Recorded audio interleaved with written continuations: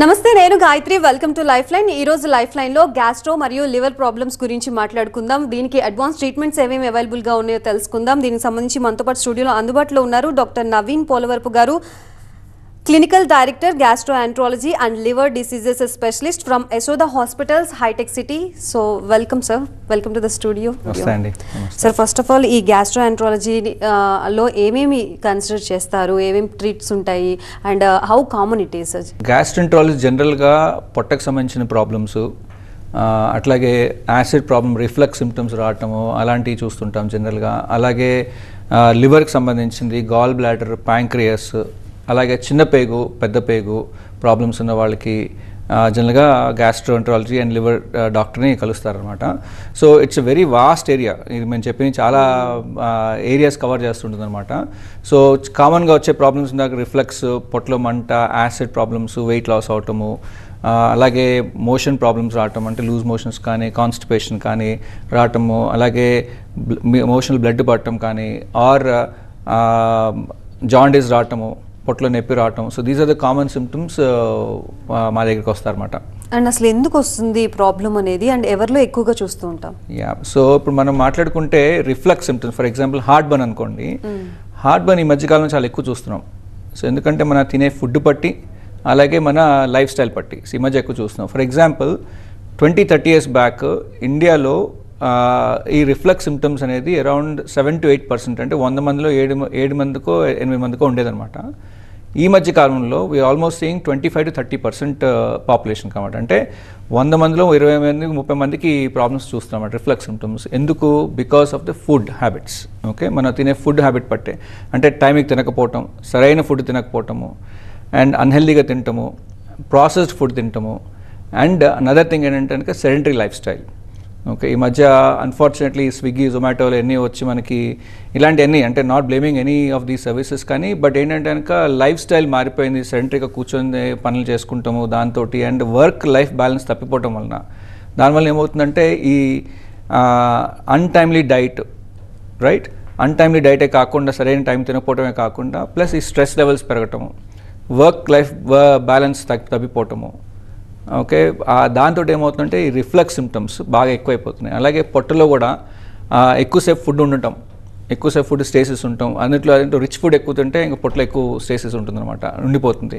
So దాంతో reflux symptoms బాగా రావటము. అండ్ వీటిని అవాయిడ్ చేయాలంటే ఎటువంటి లైఫ్ స్టైల్ మెయింటైన్ చేయాలి అండ్ ఎలా ప్లాన్ చేసుకోవాలి ఫుడ్ తినే విషయంలో కానీ, అండ్ స్లీపింగ్ అవర్స్లో కానీ, వర్క్ స్ట్రెస్ విషయంలో కానీ? ఇందాక మనం ఎందుకు చెప్పానంటే అన్నీ కూడా, సో దాని ట్రీట్మెంటే దాన్ని రివర్స్ చేసుకుంటాం. So that is basic logic అంతే. సో మోస్ట్ ఇంపార్టెంట్ థింగ్ దీంట్లో ఫుడ్ టైంకి తినడం చాలా ఇంపార్టెంట్. ఇవన్నీ అందరికీ తెలిసినయే, బట్ మనం రెగ్యులర్గా పాటించకుండా ఉన్నప్పుడు ఇట్లాంటి ప్రాబ్లమ్స్ ఎక్కువ చూస్తుంటాం. సో ఫుడ్ టైంకి తినాలి, అలాగే హెల్దీగా తినాలి, అండ్ మనకి ఏ ఫుడ్ పడట్లేదు గమనించాలి కొంచెం. సో నాకు పడింది మీకు పడకపోవచ్చు, సో అలా మీకు పడింది ఇంకోటి పడకపోవచ్చు. సో మనం గమనించుకొని బ్యాలెన్స్డ్ డైట్లోనే మనం ఏమి తింటున్నామని మనం గమనించుకోవాలి. సో అదే కాకుండా స్ట్రెస్ లెవెల్స్ తగ్గించుకుంటూ ఉండాలి. సో మనకుంది ఒకటే లైఫ్, ఆ లైఫ్ అంతా స్ట్రెస్ఫుల్గా లీడ్ చేయడం వల్ల ఉపయోగం లేదు అది. సో మనం అది ఎలా కంట్రోల్ చేసుకోవాలని మనం చేసుకోవాలి. So of course there other mechanisms that, meditation కానీ ఏదైనా కానీ, ఎవరికి ఏం నచ్చితే దాన్ని బట్టి మనము దాన్ని చేసుకుంటాం.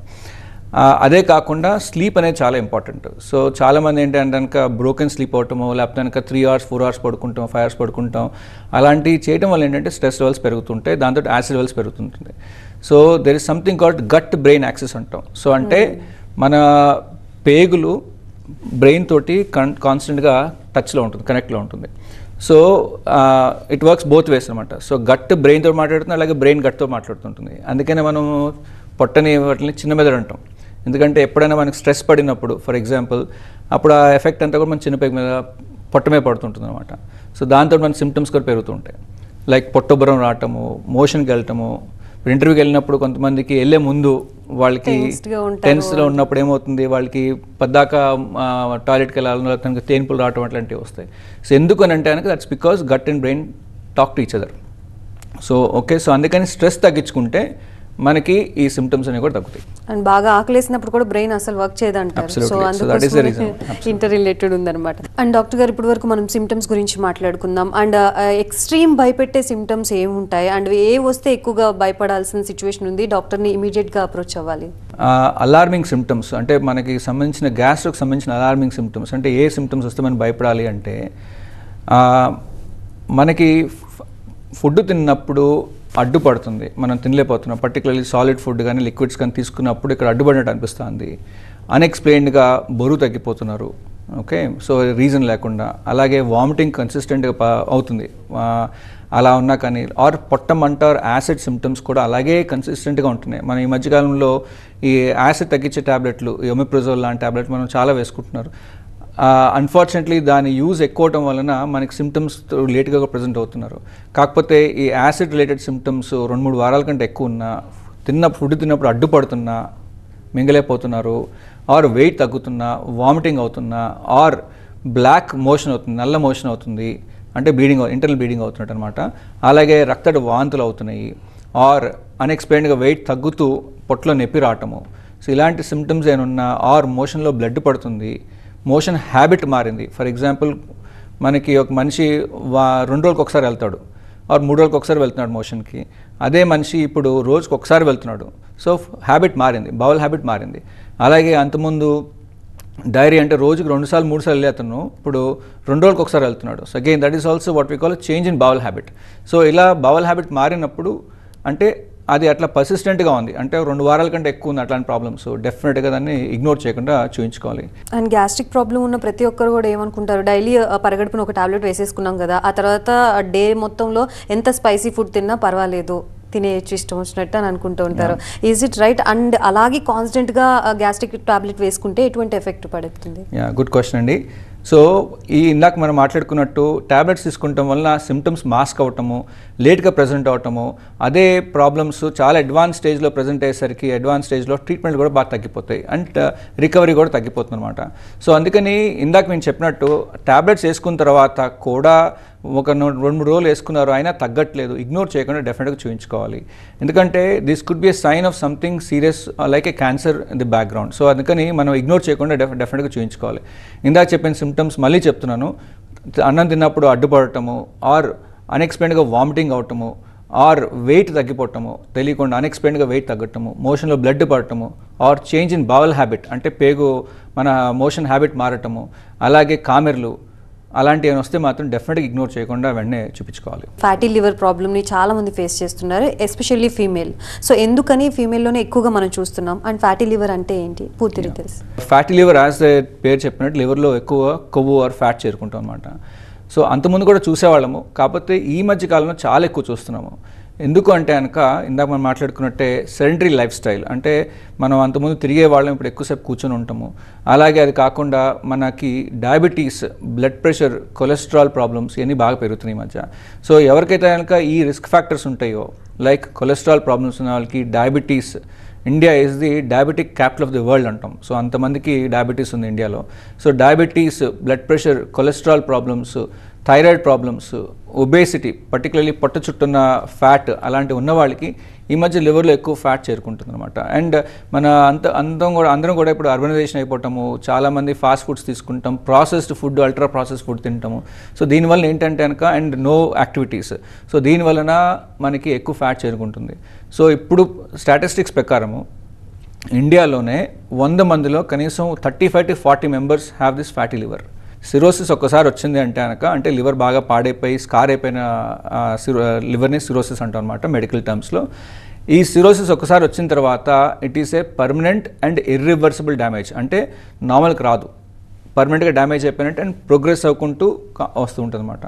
సో ఈ కాంప్లికేషన్స్ వచ్చినప్పుడు, ఈ సిరోసిస్ వచ్చేంత వరకు మనకి ఏం సిమ్టమ్స్ తెలియదు అసలు.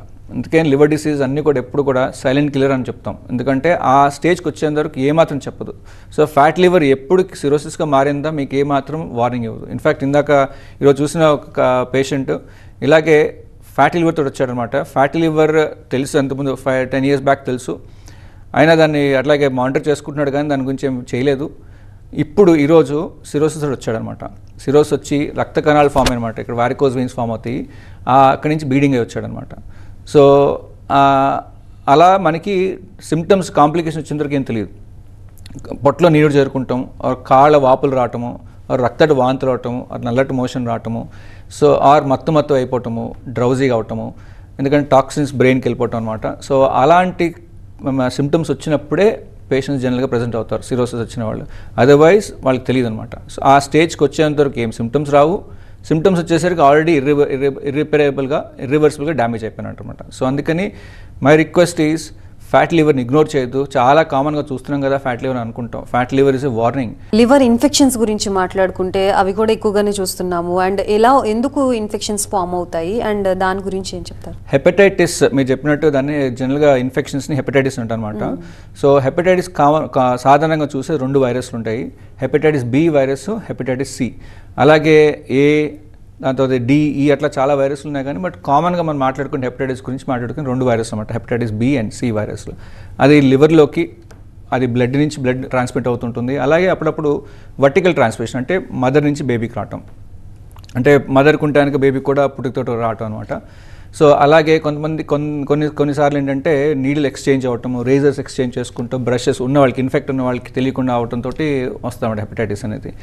ఈ హెపటైటిస్ అనేది మనకి ఎప్పుడు వచ్చింది, ఎలా వచ్చింది అనేది ఏమాత్రం సిమ్టమ్స్ నేను వస్తున్నా అని చెప్పదు, జాండీస్ రాదు, ఏమీ రాదు.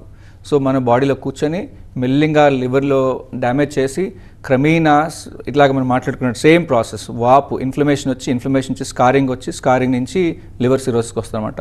సిరోసిసే కాదు, అలాగే క్యాన్సర్ కూడా దారితీస్తుంది అనమాట. ఇన్ఫ్యాక్ట్ ఆఫ్రికన్ కంట్రీస్లో most common cancer is liver cancer. And ఆ ఎన్నిటికీ కారణాలు ఎక్కువ హెపటైటిస్ బి అండ్ సినే, ఈ వైరస్ల వల్లనే. అండ్ లివర్ క్యాన్సర్ ఈ మధ్యకాలంలో ఎంత చూస్తున్నామంటే in fact it is classed as the fastest growing cancer in the world. అంటే ఇప్పుడున్న క్యాన్సర్స్ అన్నింటిలోనూ ప్రపంచం మొత్తం మీద అన్నిటికంటే వేగంగా పెరిగే క్యాన్సర్ ఇస్ లివర్ క్యాన్సర్. ఇది మనం అరికెట్టాలంటే మన అందరము హెపటైటిస్ది మనం చెక్ చేయించుకొని, వైరస్ని చెక్ చేయించుకొని, లేకపోతే వ్యాక్సినేషన్ ఎంచుకుంటాం, టీకాలు ఎంచుకుంటాం. WHO వరల్డ్ హెల్త్ ఆర్గనైజేషన్ 2030 కల్లా మన ప్రపంచం అంతా వైరస్ ఫ్రీ చేద్దామనే తోటి ఆల్మోస్ట్ 15 years బ్యాక్ స్టార్ట్ చేసింది. ఇంకా చాలా దూరం ఉంది, 2030కి మోస్ట్లీ అవ్వదు ఆ ప్రాసెస్ అనేది. But still it is work in progress అనమాట. సో దీంతో మనం ఒకవేళ మన అంతకుముందు స్మాల్ పాక్స్ ఎట్లాగా మనము నిర్మూలించాము, సో అట్లాగే దీన్ని కూడా మనము చెక్ చేయించుకొని, లేని వాళ్ళకి వ్యాక్సినేషన్ వేయించుకుంటాం. వైరస్ ఉన్న వాళ్ళకి మంచి ట్రీట్మెంట్స్, మెడికల్ ట్రీట్మెంట్స్ ఉన్నాయి, దాని ద్వారా టాబ్లెట్సే, దాని ద్వారా మనం వైరస్ని మనం కంట్రోల్ చేసుకొని కొన్నిసార్లు ఇరాడికేట్ కూడా చేసేయచ్చు, అంటే నిర్మూలించవచ్చు అనమాట. సో ఇవన్నీ చేయాలంటే కనుక public awareness is very important. జనాలందరికీ పబ్లిక్కి తెలవటం అనమాట. హెపటైటిస్ అంటే ఏంటి, ఎందుకు డ్యామేజ్ చేస్తుంది, లివర్ క్యాన్సర్ ఎందుకు వస్తుంది, లివర్ సిరోసిస్కి కారణాలు ఏంటంటే one of the most common reason is hepatitis B and C. So మనం అది సింపుల్ బ్లడ్ టెస్ట్ ద్వారా కనుక్కొని దాని లేదనుకుంటే వ్యాక్సినేషన్ ఎంచుకుని ప్రొటెక్షన్ వస్తుంది, లైఫ్ లాంగ్ ప్రొటెక్షన్. ఒక్కసారి వ్యాక్సినేషన్ చేయించుకున్నాను 3 doses ఉంటుందన్నమాట. ఒక్కసారి తీసుకుంటే వ్యాక్సినేషన్ అది మనకి లైఫ్ లాంగ్ ప్రొటెక్షన్ ఉంటుంది. సో లైఫ్ లాంగ్ ఈ వైరస్ రాకుండా, సిరోసిస్ రాకుండా, క్యాన్సర్ రాకుండా మనం నిర్మూలించుకోవచ్చు. సో ఏ ఏజ్ నుంచి ఇది తీసుకోవాలి? ఇప్పుడు పుట్టిన పిల్లల నుంచి మనకి 85, 90, 95 years వాళ్ళు కూడా తీసుకోవచ్చు. This absolutely no age restriction, అందరూ తీసుకోవచ్చు. అండ్ లివర్ ప్రాబ్లమ్స్ సంబంధించి డయాగ్నోసింగ్ ప్రాసెస్ ఏ విధంగా ఉంటుంది? ఏ స్క్రీనింగ్ టెస్ట్ చేసి దీన్ని ఫైండ్ అవుట్ చేస్తూ ఉంటారు? సో లివర్ కండిషన్కి చాలా సింపుల్ టెస్ట్లు అండి. లివర్ ఫంక్షన్ టెస్ట్, ఒక బ్లడ్ టెస్ట్, అలాగే సింపుల్ అల్ట్రాసౌండ్ స్కాన్ ఉంటుందన్నమాట. పొట్ట మీద స్కాన్ చేస్తే లివర్ ఎలా తెలుస్తుంది అనమాట. అప్పుడప్పుడు మాకు అనుమానం వస్తాయి, 2 టెస్ట్లో ఏమైనా తేడా ఉందని తెలిస్తే another scan called fibro scan. Okay, లివర్లో స్కారింగ్ ఎంత ఉంది, ఇన్ఫ్లమేషన్ ఎంత ఉంది, ఫ్యాట్ కంటెంట్ ఎంత ఉంది ఆయన కూడా చెప్తుంది. సో ఇలాంటి సింపుల్ స్కాన్స్ ద్వారా ఏమి ఎక్కడ గొట్టాలేటాలు ఇంకేదో చేయటాలు ఏముండవు, సింపుల్ టెస్ట్, బ్లడ్ టెస్ట్ ద్వారా మనకి లివర్ గురించి చాలా ఇన్ఫర్మేషన్ తెలుస్తుంది. సో అందరూ కూడా డెఫినెట్గా లివర్ ఫంక్షన్ టెస్ట్ ఒకటి, hepatitis B and C test ఒకటి, అల్ట్రాసౌండ్ స్కాన్ ఒకటి చేయించుకుంటే మోస్ట్ ఆఫ్ ది యాన్యువల్ చెకప్స్లో చేసే దాంట్లో ఇవి ఉంటాయి. సో ఇవన్నీ ఉన్నాయో చెక్ చేసుకొని, లేకపోయినా కంపల్సరీ చెక్ చేయించుకొని, hepatitis B and C virus కనుక నెగిటివ్ అయితే కనుక వ్యాక్సినేషన్ ఏం చేసుకోండి. పర్టికులర్ హెపటైటిస్ బికి వ్యాక్సినేషన్ ఉంది. అలాగే లివర్ కండిషన్ తెలుసుకొని మీ డాక్టర్ తోటి, గ్యాస్ట్రోంటాలజిస్ట్ మాట్లాడుకొని దీన్ని ఎలా జాగ్రత్త పరచుకోవాలో చూసుకోవాలి. అండ్ గ్యాస్ట్రోకి liver problems related advance technologies ఏమేమి వచ్చాయి at present? Very good question అండి. So gastroenterology field over the last 50 years అనుకోండి, ఫర్ ఎగ్జాంపుల్ 56 years నుంచి హ్యూజ్ అడ్వాన్స్మెంట్స్ వచ్చిందనమాట. సో అంటే ఫర్ ఎగ్జాంపుల్ మీకు ఎగ్జాంపుల్స్ చెప్తాను. అంతకుముందు చాలా గ్యాస్ట్రో ప్రాబ్లమ్స్కి ఆపరేషన్ చేసేవాళ్ళు. ఆపరేషన్ చేసి పొట్ట కోయటము అలా చేసేవాళ్ళమాట. సో ఇప్పుడు గ్యాస్ట్రోంట్రాల్ ఏం చేస్తుందంటే ఈ చిన్న ఎండోస్కోప్స్ ద్వారా మన నోట్లో చేసే కెమెరా ఆఫ్ కోర్స్ అన్ని మత్తిచ్చే చేస్తాము, నొప్పి లేకుండా పెయిన్లెస్ ప్రొసీజర్స్. నోట్లోంచి గొట్టం వేసుకొని పొట్టలోకి ప్రాబ్లమే కాకుండా పొట్ట బయట ఉన్న పేగులో ప్రాబ్లమ్స్, పొట్ట ఇంటెస్టైనే కాకుండా పొట్టలో ఉన్న ప్రాబ్లమ్స్ అన్నిటికి కూడా మనము దానికి ట్రీట్మెంట్ చేయటం, అంటే సర్జరీ చేయటం అన్నీ minimal invasive through the endoscopy అయిపోయింది అనమాట. ఫర్ ఎగ్జాంపుల్ ప్యాంక్రస్ ప్రాబ్లం వచ్చింది, ప్యాంక్రస్ నుంచి వచ్చే కలెక్షన్స్ ఫామ్ అయిన ఇన్ఫెక్షన్ వచ్చింది, అంతకుముందు ఆపరేట్ చేసేవాళ్ళు అనమాట. ఇప్పుడు అలా కాకుండా ఎండోస్కోపిక్ అల్ట్రాసౌండ్ అనే ఒక లేటెస్ట్ టెక్నాలజీ ద్వారా, అంటే కెమెరా ముందు అల్ట్రాసౌండ్ ఉంటుంది, ఇంటర్నల్గా అల్ట్రాసౌండ్ వేసుకొని పొట్టలో కెమెరా పెట్టి కెమెరా నుంచి మనం బయట ఎక్కడుందో మనం చూసుకొని కలెక్షన్స్ ఎక్కడున్నాయో పొట్టలో నుంచి మనం బయటికి వెళ్ళి హోల్డ్ చేసి దాని నుంచి కలెక్షన్స్ అని తీసుకురావటం, అలాగే శాంపుల్స్ తీసుకురావటము, బయాప్సీలు చేయటము, అలాగే మీడియాస్టమ్ అంటే చెస్ట్లో ఉన్న హార్ట్ పక్కన ఉన్న లింఫ్ నోడ్స్ గడ్డలన్నీ కూడా ఎందుకు వచ్చిన తెలవాలి అంటే అంతకుముందు ఓపెన్ చేసేసేవారు. అలా కాకుండా జస్ట్ ఎండోస్కోపీ ద్వారా చేసేస్తాం. Day care procedure 15-20 minutes, half an అవర్లో అయిపోతుంది. Patient will walk away same day within half an hour to 1 hourలో వెళ్ళిపోతారు అనమాట. అండ్ ఆల్మోస్ట్ అదర్ కంట్రీస్లో ఇంకా అడ్వాన్స్ టెక్నాలజీ యూస్ చేస్తుంటారు. అండ్ ఇండియాకి ఇంకెంత అడ్వాన్స్ టెక్నాలజీ ఎక్విప్మెంట్ వస్తే that will be more helpful to these patients అని అంటే ఏం చెప్తారు? ఇంకా ఎక్విప్మెంట్స్ ఏమైనా? I slightly disagree with your question అండి. ఎందుకంటే నేను ఎందుకు చెప్తున్నానంటే, సో నేను యూకేలో ఆల్మోస్ట్ 14 years ఉన్నాను అనమాట. సో అక్కడే ఉండి 2014లో బ్యాక్ ఇండియా వచ్చానమాట. So I feel happy and proud to say this, lot of people from across the world they are coming and getting trained in India ఇప్పుడు ఫర్ దీస్ ప్రొసీజర్స్. లైక్ మా దగ్గర రీసెంట్గా doctors, gastroenterologist who are trained senior gastroenterologist వాళ్ళు advanced training కోసం మా దగ్గరికి వస్తుంటారు. So లేటెస్ట్గా మా దగ్గర నైజీరియా నుంచి డాక్టర్స్ వచ్చి నేర్చుకున్నారు, 3 months 6 months అట్లా ఫెలోషిప్ చేసుకుని వచ్చారన్నమాట. అలాగే మిడిల్ ఈస్ట్ నుంచి వచ్చారు, అలాగే కాంగో, నైజీరియా, అల్జీరియా, ఇథోపియా అన్ని కంట్రీస్ నుంచి వస్తున్నారు. అలాగే వెస్టర్న్ కంట్రీస్ కూడా వస్తున్నారు అనమాట. And in fact lot of advancements మేము ఇప్పుడు మేము రెగ్యులర్గా ఇంటర్నేషనల్ జరిగే కాన్ఫరెన్సెస్, మొన్న లాస్ట్ ఇయర్ యాక్చువల్గా, అంటే లాస్ట్ ఇయర్ కాదు యాక్చువల్లీ ఇయరే జూలైలో యూకేలో జరిగిన కాన్ఫరెన్స్కి, ఇంటర్నేషనల్ కాన్ఫరెన్స్కి we were privileged that మా సెంటర్ నుంచి we were able to relay the live cases to their conference. అంటే మనకి ఎందుకు అడిగారంటే because we are doing latest kind of technology, latest treatments చేస్తున్నాం కాబట్టి we have been given that opportunity, మీరు చేసే కేసెస్ మాకు చూపించండి అని చెప్పని మమ్మల్ని అడిగారు అనమాట. So that is how India is progress and I'm very happy and proud to say that because lot of advancements happen in India. And అలాగే Indian doctors in general they are proactive to learn things, నేర్చుకోవాలనే ఉద్దేశంతో బాగా ఉంటారు, hard working people.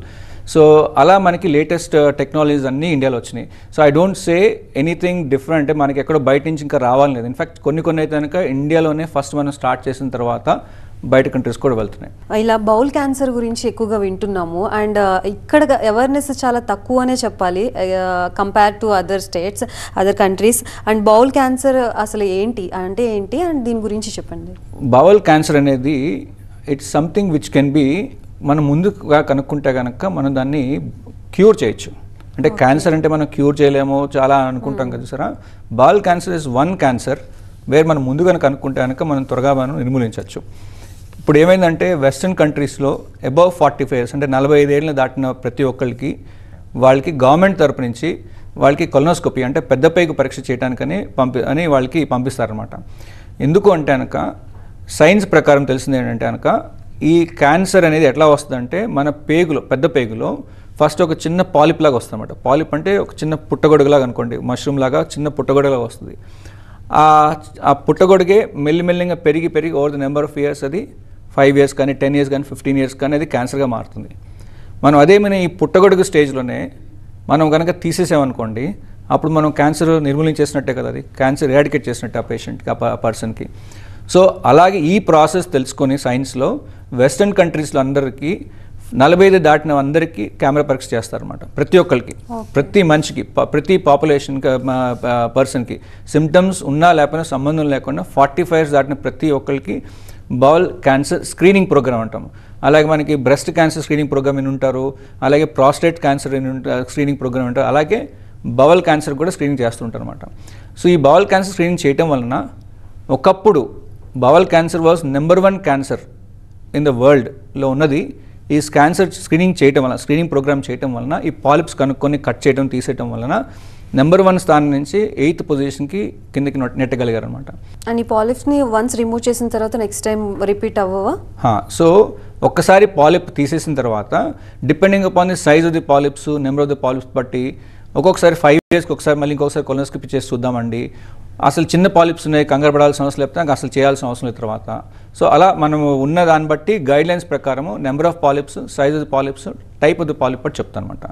So ఒకసారి polyp వస్తే మళ్ళీ వచ్చే chances ఉండొచ్చు, అందుకే మనం అప్పుడప్పుడు రెగ్యులర్గా చేసుకుంటూ ఉండాలి. కానీ దానికి టైప్ ఆఫ్ ది పాలిప్ బట్టి ఉంటుంది అది. సో ఇప్పుడు ప్రజెంట్ యశోద హాస్పిటల్లో ఎంత హైటెక్ సిటీ బ్రాంచ్లో ఎంత అడ్వాన్స్డ్ ఎక్విప్మెంట్ అవైలబుల్గా ఉంది ఈ రిలేటెడ్ ప్రాబ్లమ్స్కి? హైటెక్ హాస్పిటల్లో we are doing every kind of a gastro procedure or liver procedures, including liver transplants అని కూడా మేము చేస్తాం రెగ్యులర్గానే. And we been doing for almost I been practising for almost 23 years ఇప్పుడు నేను యాజ్ అ గ్యాస్ట్రెంట్రాలజిస్ట్గా. So we have every kind of డిసీజ్కి కావాల్సిన ట్రీట్మెంట్ అండ్ అడ్వాన్స్ ట్రీట్మెంట్స్ తోటి మనం చేస్తాం. ఇందాక మీరు చెప్పినట్టు we were also privilege to, అంటే హ్యాపీ దట్ మేము చేసే కాంప్లెక్స్ కేసెస్ వీటికి కూడా ప్రపంచం నేర్చుకోవాలని చెప్పని మమ్మల్ని అడిగా రిక్వెస్ట్ చేసింది. So we all feel happy that అది చేయగలుగుతున్నామంటే obviously we are doing more advance procedures and we are doing latest procedures and for the right procedures for the right patient. So ఉంది కదా అని చేయటం కాదు, what is right for the patient. Ultimately what matters for us is patient మంచిగా బయటకు వెళ్ళటం. So that happiness మనకి ఏం చేసినా రాదు. అంటే వీ ఫీల్ హ్యాపీ దట్ ఒకరికన్నా థ్యాంక్ యూ చెప్పి మంచిగా వెళ్తే కనుక దానికి వచ్చే హ్యాపీనెస్ ఎన్ని ఇచ్చినా ఏమి రాయినా రాదు. And we feel happy that we feel that we're able to do that service. So చూసారు కదా, ఇది ఇవాల్టి లైఫ్ లైన్. రేపటి లైఫ్ లైన్లో మళ్ళీ కలుద్దాం. అప్పటి వరకు చూస్తూనే ఉండండి TV9.